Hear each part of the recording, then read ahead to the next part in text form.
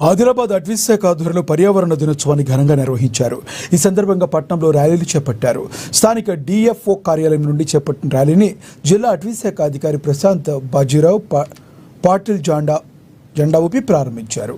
Plastic వినియోగాన్ని తగ్గించి పర్యావరణాన్ని సంరక్షించాలని పెద్ద ఎత్తున నినాదాలు చేస్తూ ర్యాలీలో పాల్గొన్నారు. ప్లాస్టిక్ నిషేధానికి తమ శాఖ తరపున వివిధ కార్యక్రమాలు చేపడుతున్నామని డిఎఫ్ఓ తెలిపారు. కవ్వాల్ టైగర్ రిజర్వేషన్లోనూ ప్లాస్టిక్ను నిషేధించామన్నారు. జలపాతాల వద్ద సైతం సింగిల్ యూజ్ ప్లాస్టిక్ను తీసుకెళ్లకుండా ఆంక్షలు విధించామన్నారు. పర్యావరణ పరిరక్షణకు ప్రతి ఒక్కరూ తమ వంతుగా కృషి చేయాలని సూచించారు.